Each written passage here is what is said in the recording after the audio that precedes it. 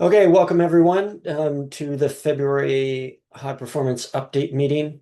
Just a reminder, 868 days until the opening ceremonies of the LA Olympics. I hope everyone has had an opportunity over the last couple of weeks to watch some of the Winter Games. It was a very exciting set of competitions, and I hope it really got everyone pumped up because with only 800 and some days left, the next games are gonna be upon us very, very quickly. And we're actually gonna touch on some changes or what we think are gonna be changes to the Olympic qualification system coming up later in the presentation. Just a reminder, we try as best we can at Boxing Canada to be an inclusive environment. And related to that, I want to do a shout out to Boxing BC and the Greater Vancouver Boxing Society for hosting the Buckskin Gloves tournament, which hasn't happened in a number of years, but it was back on Friday last week. It sounded like it was a fantastic opportunity to highlight some of the best Indigenous boxers that we have across Canada. And of course, next month, as part of our national U17, U19, and U23 championships, we also have the Fighting Spirit Novice event going on, where novice Indigenous members are able to get some of their first bouts to test out competition for themselves and get them ready to transition into an open category hopefully soon. Et comme toujours, le réunion aujourd'hui, ça va être pour la plupart en anglais. Mais si vous en avez des questions, posez des questions de la langue de votre choix par courriel, c'est parfait. And we'll get back to you as quickly as we can. Okay, on the agenda today, sort of a quick review of our BoxAm results, then looking at our national team plan updates. I'm changing around the format just a little bit to talk sort of a little on what's going on in the A pathway coming up, B pathway coming up, C pathway coming up, and then the U19 pathways. And we actually have some pretty significant updates on U19 stuff. We'll talk a little bit about nationals and the implications of our upcoming nationals at the U17, U19, U23 level. And then an update on elite nationals 2026. We'll touch on what we're doing for our Sport Canada Athlete Assistance Program criteria for next karting cycle, and then to take a look at some upcoming dates. So when we look at the BoxAm tournament, so this concluded last or a few weeks ago, it'd be 3 weeks ago now, maybe 4. And we had some pretty strong performances. And when we look at the goals that we had, we were looking specifically at, do we think we can have performances that will lead into World Cup top 3s and World Cup top 5 rankings? And I think some of the results that we saw, they were indicative of that. So just to call it out, Kioma was able to get a silver medal, and both Max and Marie came home with bronze medals. So we're super proud of those performances. I mean, we're proud of everyone's performances, frankly. It was quite a decent tournament. We had national teams from India there, Kazakhstan, Uzbekistan, certainly Spain, and a smattering of athletes from other countries who are also competing. So it was a pretty close to a perfect test of our national team going forward, with both A and B level competitors representing Canada. And this sort of starts us off for the year, and then we sort of split the A and B programs at this point based on where we think they should be going. We are taking a strong look at how many international bouts, of course, every athlete is getting while they're on tour, because we are trying to achieve this 10 to 15 high quality international bouts per year. And so one of the things that you're going to see when we do a review of do we think a tour was successful is a look at how many bouts people were able to get. And with about half of our athletes able to go into multiple bouts, I think this is a pretty reasonable expectation. We would always like to see everyone get up to 2 bouts, but boxing is what boxing is.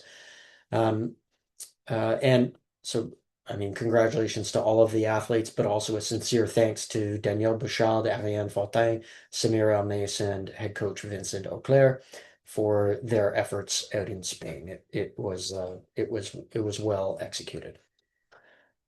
So a quick reminder for our pathway to the Olympics and sort of the major first steps. So 1 through 4, those are unchanged. However, we are hearing now pretty strong hints that we are not going to include the Pan Am Games as our continental qualification opportunity.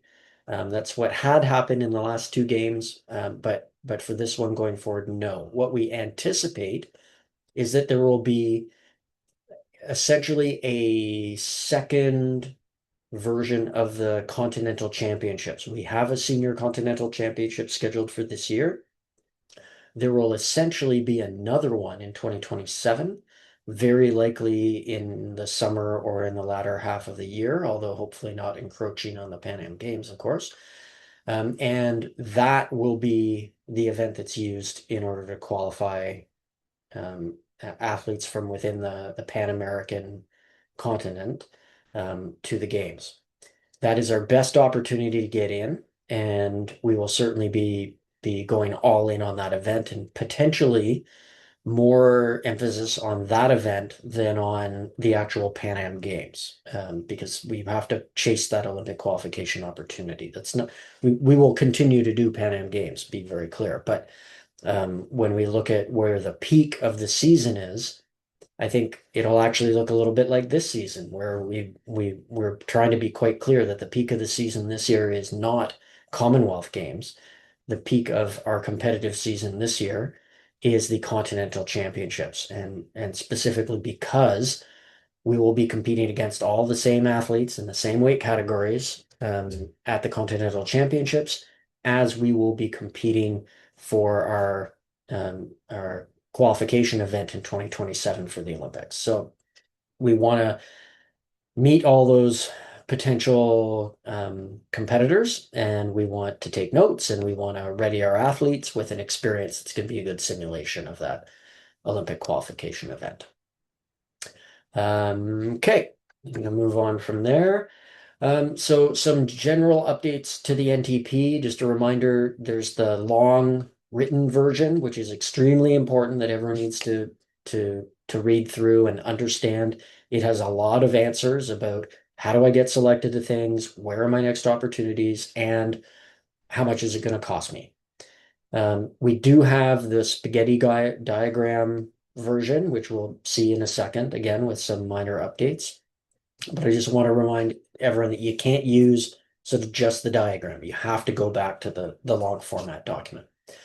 And some quick updates on what we have changed. The main changes are around our B Tour, where we're no longer going to an event in Finland coming up. It's going to be Turkey. It's going to be a better tournament for us. We can get more registrations into the system. I think it'll be a good go.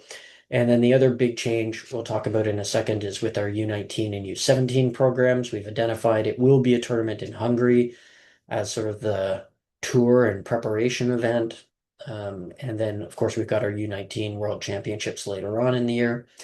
And based on the feedback and success, I would argue, that we had of our U17, U19 camp in Montreal in January, we are going to put on a national team, a national U17 team tour that goes down to Kansas City. And there's a tournament being put on there by Rival. We'll talk about that in a minute, where Team Canada will be appearing. So looking at our spaghetti diagram, just a reminder that sort of the A Tour is sort of in this top tier up here.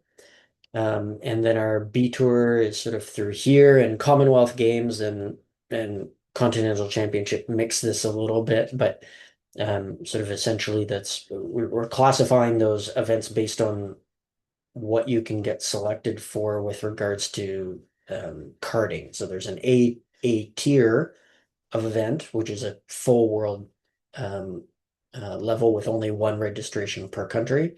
And then B class tournaments are where we either have multiple registrations per company or per per country, or we have a limited number of countries participating. So World Cups, World Championships, and Olympics are all A level. And then any of our World Opens or like Commonwealth Games because it's only Commonwealth countries, Pan Am Games because it's only Pan Am countries, Continental Championships, it's obviously only countries from within our continent. And then we've got our sea level events. Those are dual meets essentially. And we've got a few minor updates on those that we'll tell you about in a second as well. And then, of course, down to our U19 and U17 international events, of which there are a handful, but they are important. And given that we are looking to do quite well at our U19 World Championships this year, that's why we've got this extra event in Hungary that we're going to be going to. Okay. Oh, I had arrows. Okay, so looking forward to our Brazil World Cup. So we have announced now who is being selected for this. We've got a team of 8 athletes. We've identified here what priority of selection criteria we were using in order to make those decisions. And as we had said and warned, we do not anticipate sending a full team. You need to qualify. There needs to be an expectation of performance here. And despite that, we're trying out a few younger athletes with Max and Gabriel, having just sort of started with the national team this year. But of course, we've got some veterans in there and athletes who earned their opportunity to be there based off of results at the World Championships in 2025. So pretty excited about that tour as they go. Also to note, there is a training camp that those athletes will be attending in Brazil, an international training camp. It's looking like it's going to be well attended by other countries.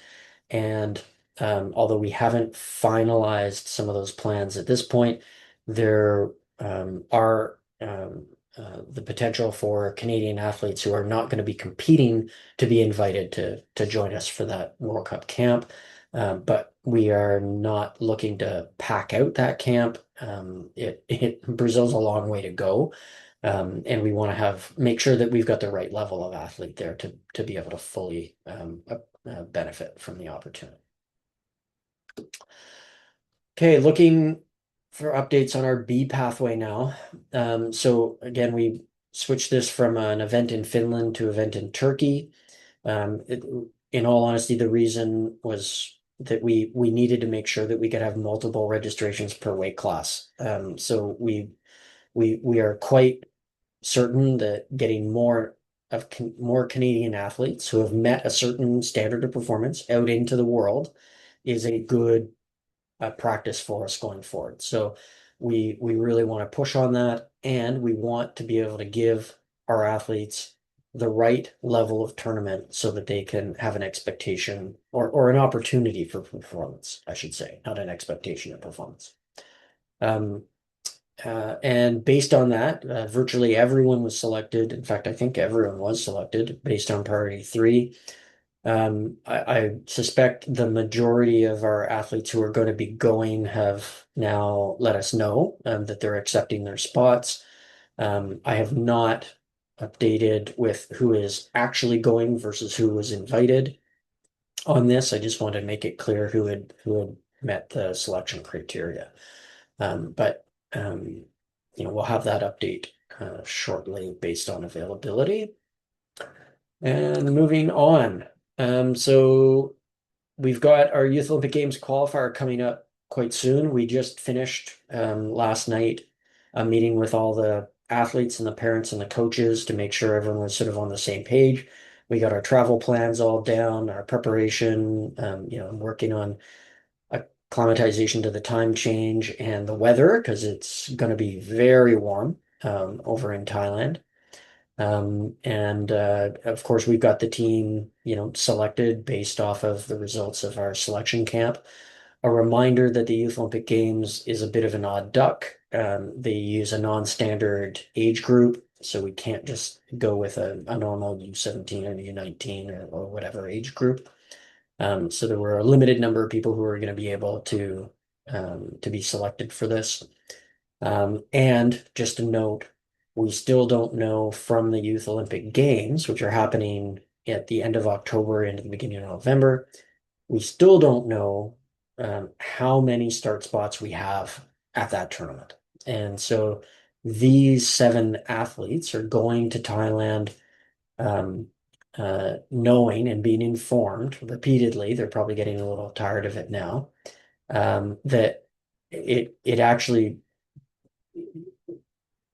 it could be that we come away with every single one of these athletes with a gold medal in Thailand, but yet we don't have enough quota spots allocated to Canada in boxing to be able to send all of them. So we will, for the Youth Olympic Games, we'll need to make a performance-based decision around who is going to go, and the exact wording of that selection is based in the NTP. It's written down. But we will be looking to maximize our performance while we're at the Youth Olympic Games. So that would be a wonderful problem for Boxing Canada to have if we had 7 gold medalists in Thailand.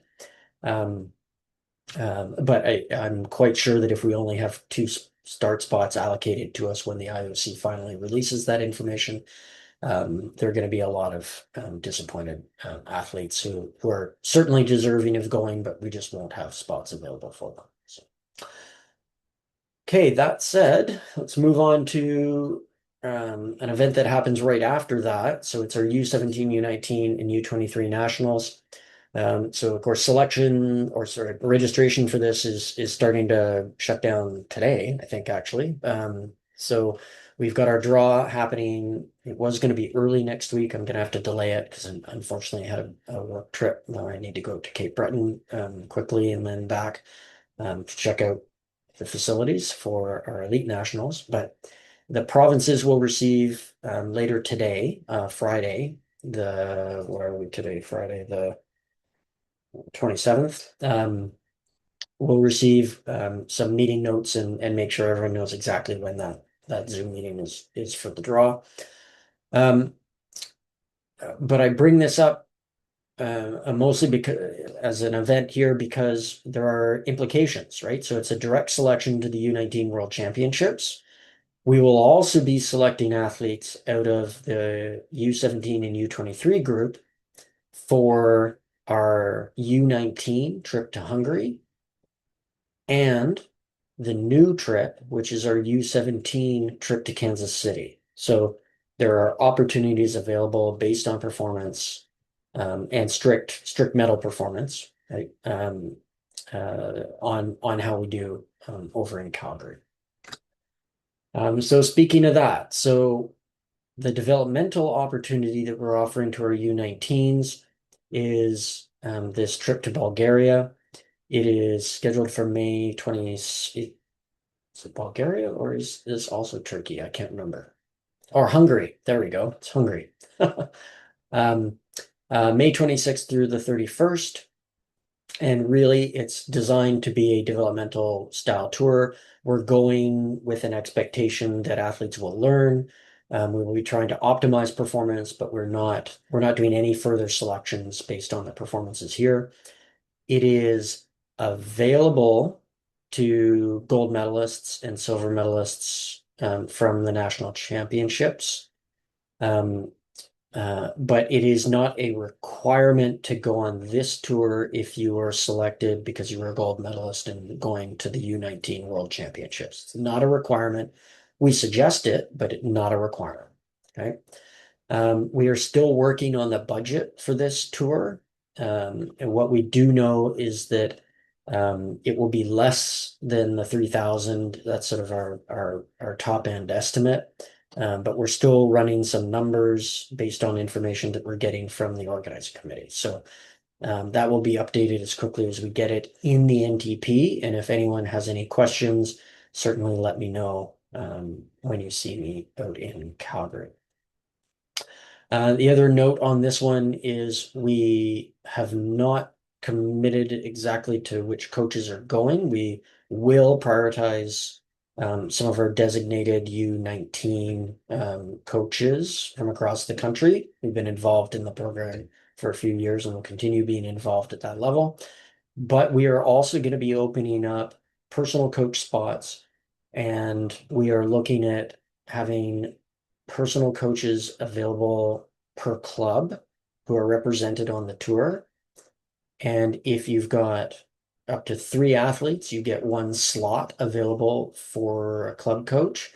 If you have more than 3 athletes, then we'll allocate a second personal coach slot available for you. I temper this by saying this is the personal coaches were not a budgeted expense. This is something we've just added on. So we can facilitate that happening and coordination of travel and a bunch of things, but we don't have the ability to subsidize those positions, unfortunately. So, but we do want to make sure that there are opportunities for personal coaches to get out and see these international tournaments.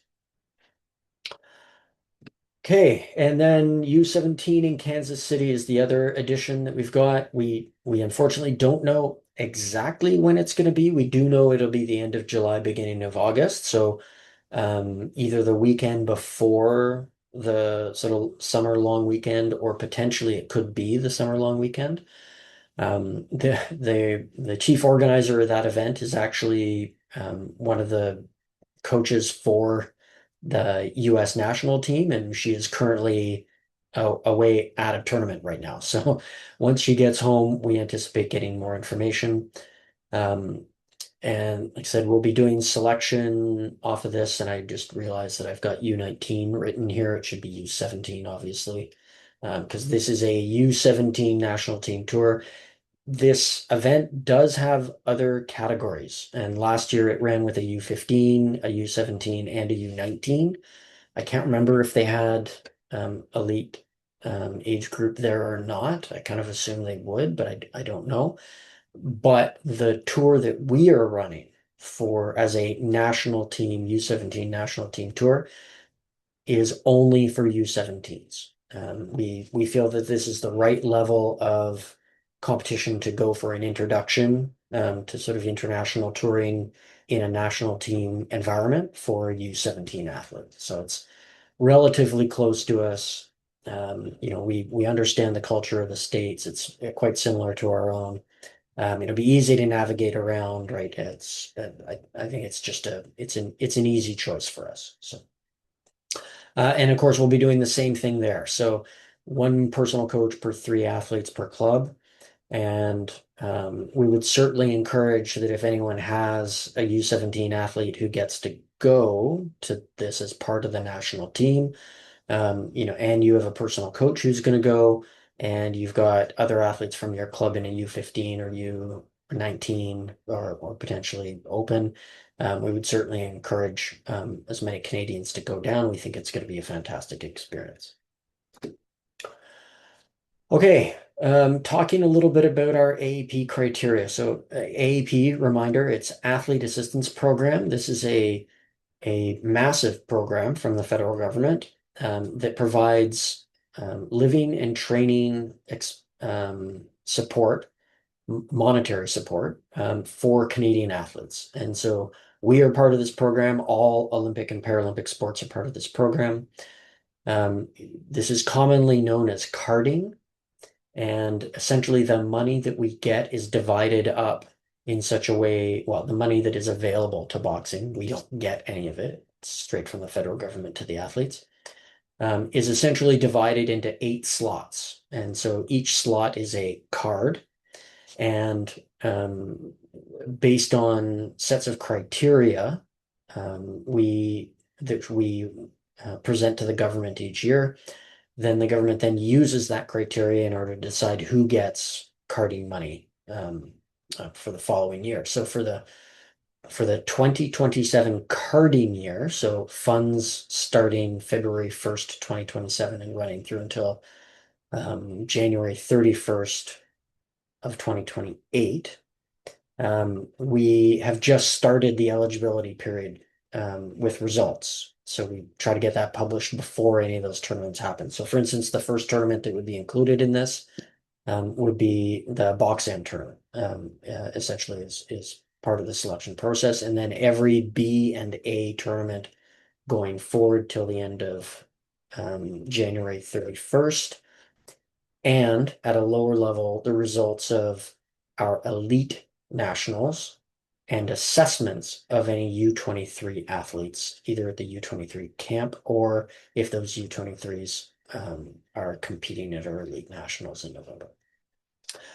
The selection criteria is based, it's very much like last year's, so the 2026 criteria.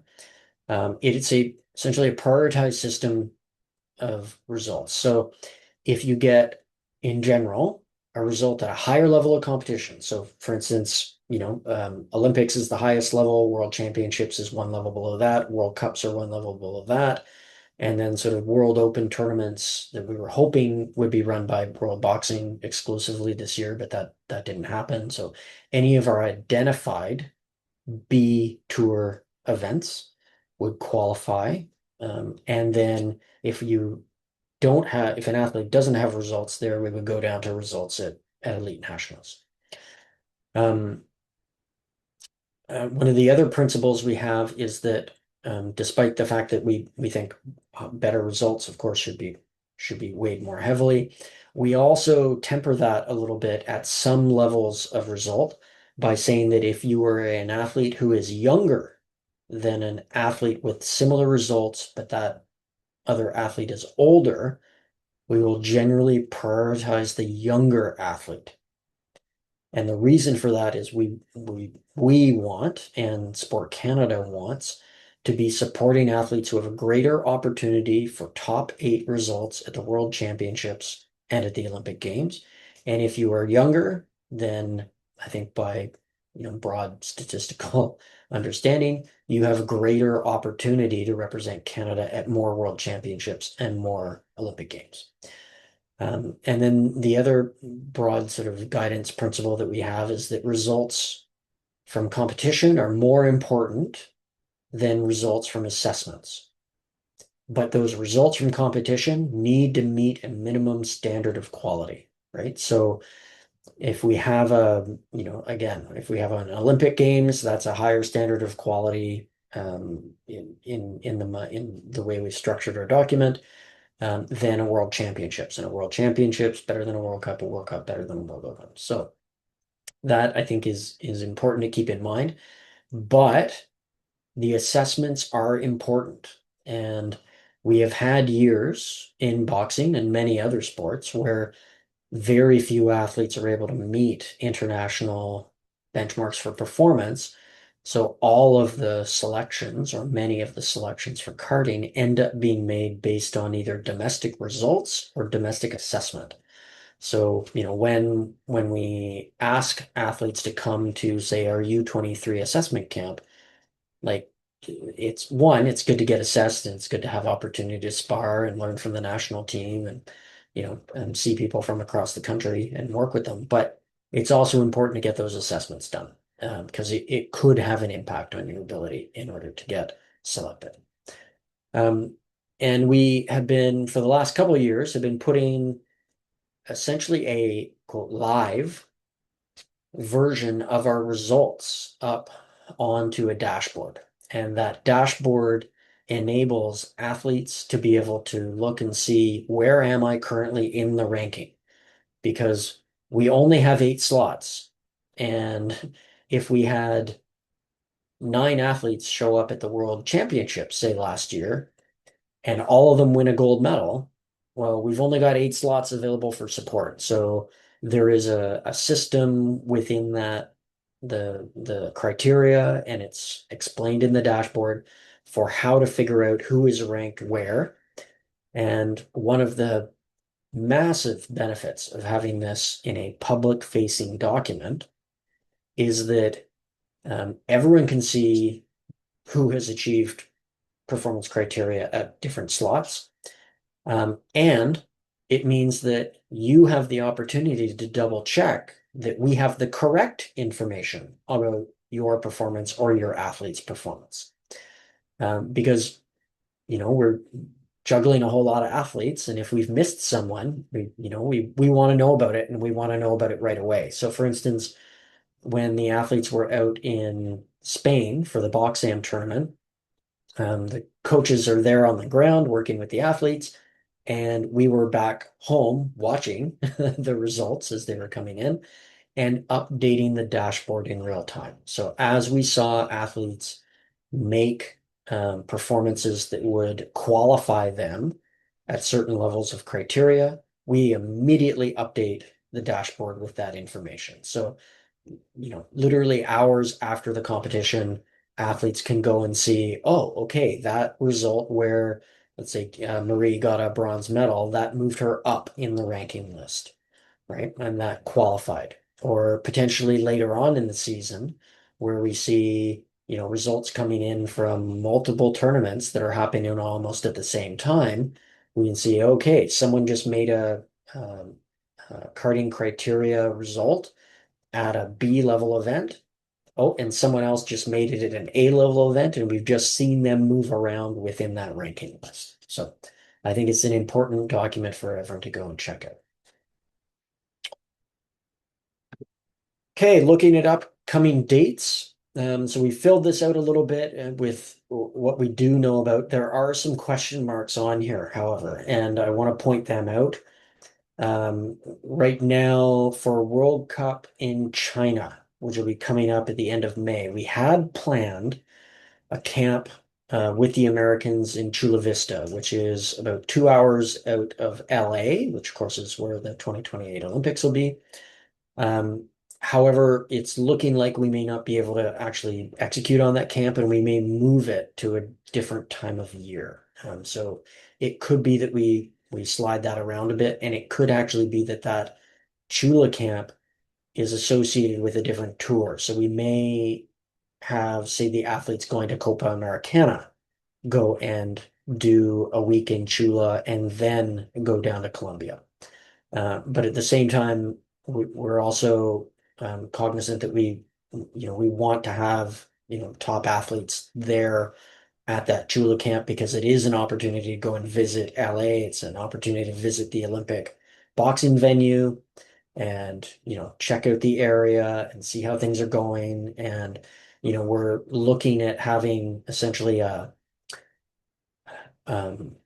a drop in for athletes and coaches with the national team this year in Chula Vista. And then next year, we will do a full rehearsal of a full training camp in Chula Vista in preparation for 2028, where we do our final preparation for the Olympics in Chula Vista. So that's sort of the progress that we're doing and trying to make sure that our athletes and our staff have a full understanding of the Olympic environment and are quite confident that our pre-camp location is solid, that they know like how long it's going to take to get to LA. They understand the food in the area, they understand the weather, they understand everything so that we can reduce the number of factors that we're leaving to chance because no one likes to leave anything to chance. And then the last thing I want to comment, well, two last things I want to comment on here. The first is U19 World Championships. We still do not have a location and a date. We anticipate this coming out shortly. There is some speculation about locations. We do kind of anticipate it'll be either in Eastern Europe or sort of Middle Europe, but that is unclear at this time. We do anticipate it'll be in August, but I mean, it could be anywhere on the board, so we're just unsure. And then the other one is Elite Nationals Cape Breton, of course, 17th to the 22nd of November. We had at the end of January a request from the organizing committee to move that up or earlier in the year, but we found that that was too close to some of the already scheduled provincial championships, and we could run into issues there. So we have requested that we move that back to that original 17th to the 22nd of November, and the organizing committee has said yes, no problem for that. So Oh, and we now have a very, very draft version of the handbook manual for that. So I'm not sure I would encourage anyone to really visit it all that much, although we are switching formatting of that document from what I had been using for the last 2.5, 3 years to a more world boxing style. Now, there's still a lot missing from that handbook. I'll be updating that after my trip over to visit the organized committee in Cape Breton next week. But I hope to get that out of draft kind of in the next 2 weeks. So pretty excited about that. And then just a reminder, our next HP update will be shortly after the U17, U19, U23 national championships. So at that point, we'll have announced sort of selections for our U17 and U19 events. So that's the developmental tour to Hungary, that's the U19 World Championships, and the U17 national team who will go down to Kansas City. So we'll have those announcements ready to go. We will, of course, be able to talk about the results of the event in Thailand. And I think at that time we're going to have athletes in Turkey. So it'll be hopefully a lot of competition updates at that time. So looking forward to that. And I think that's it. So with that, I want to thank you for your attention today. And like I said, if you have any questions, please don't hesitate. Give us a call, give us an email, and we'll get back to you as quickly as we can. Okay, merci tout le monde. Have a great day.